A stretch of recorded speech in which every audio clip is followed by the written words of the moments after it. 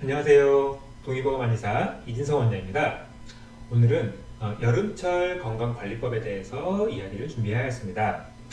이제 7월달도 다가오고 있기 때문에 이 더위로 인한 허약증이라든지 여름철 감기에 대해서 내용을 준비해봤고요. 그럼 바로 시작해 보겠습니다. 네, 첫 번째로 더위로 인한 허약증을 준비를 하였습니다.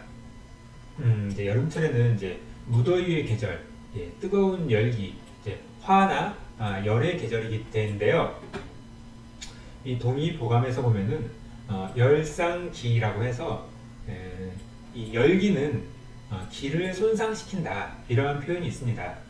그래서 우리도 보면은 이 여름에 이 더위 때문에 이렇게 지치고 뭐 기운이 빠지고 이런 걸 많이 경험을 하게 되죠.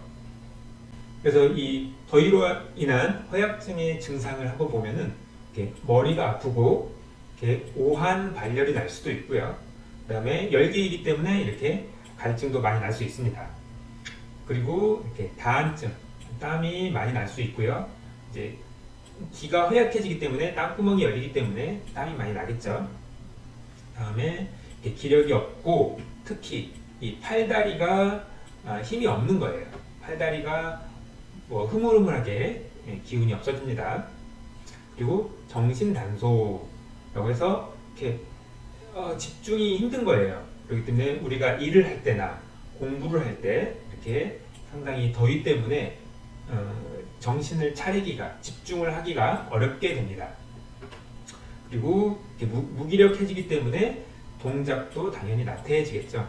그래서 몸을 쓰는 일을 하거나 혹은 뭐 운동선수들 그런 분들 같은 경우는 여름철에 특히 더 좀 그 곤란함을 많이 느끼겠죠. 그리고 마지막으로 불사 음식, 그러니까 음식 생각이 나질 않는다 이런 표현이 있고요. 그래서 여름철에는 더위 때문에 입맛이 떨어진다 이런 얘기가 있고요. 근데 여기서 좀 덧붙여서 얘기를 하자면은 열체질인 경우가 더 큰 거예요. 열체질인 경우에 여름철 더위가 덧붙어지기 때문에 소화기에 열이 과열이 되기 때문에 불사 음식이 되는 겁니다. 사실 이렇게 냉한 체질들은 사실 이렇게 불사 음식, 식욕 저하의 증상이 좀 덜하겠죠. 열체질에 비해서. 네, 다음 보시면요. 더위로 인한 허약증 계속 해보겠습니다. 그래서 이렇게 하성, 여름철 더위에는 마땅히 기를 보충해야 된다. 이런 표현이 있네요. 동의보감에. 그래서 제가 항상 이 노폐물증에만 얘기를 했었어요. 거의 대부분이 노폐물증을 많이 강조를 했는데 오늘 특별하게 이렇게 허약증, 뭐 그 중에서도 기허증에 대한 얘기를 하고 있는 겁니다. 그래서 여름철에 이렇게 허약하게 되는데 그렇기 때문에 전통적으로 이렇게 뭐 삼계탕이라든지 뭐 보신탕이라든지 혹은 이런 보양식들, 동물성 식재료를 그 주 원료로 한 이렇게 보양식을 또 많이 챙겨 드시게 되죠. 한약재로서는 이렇게 인삼이라든지 황기라든지 그다음에 액을 보충해주는 오미자라든지 그런 것도 여름철 건강에 도움이 될 수 있습니다. 그래서 제가 평소에 이제 노폐물 얘기를 많이 했는데 이 노폐물증에는 사실 이렇게 담백한 식물식이 더 유리합니다. 그래서 식물식을 많이 강조를 한 거고요. 하지만 이렇게 허약증일 때는 이렇게 보호하는 의미의 뭐 이런 보약이라든지 혹은 이런 동물성 그 음식들이 더 좋긴 합니다. 그래서 이 여름철에 한해서는 기력 보충을 위해서 이제 동물식을 이렇게 물요리로서 삶아 먹는 거죠. 그래서 이렇게 백숙이나 보쌈이나 수육식으로 이렇게 드시면 건강 관리에 도움이 되실 거고요. 또 하나 얘기를 하자면 이 기 얘기를 좀 하겠습니다. 이렇게 뭐 기허증이라는 얘기, 뭐 기를 보충해야 된다 이런 얘기를 했는데 이 기라는 것은 자동차의 배터리로 비유할 수 있습니다. 그래서 이 기를 관리하는 데 있어서는 뭐 여기 하단에 보면은 기여자는 뭐 적당한 운동을 하라 이런 표현이 있는데 이게 무슨 얘기냐면 이 기 같은 경우는 과도하게 쉬게 되면 또 기가 떨어져요.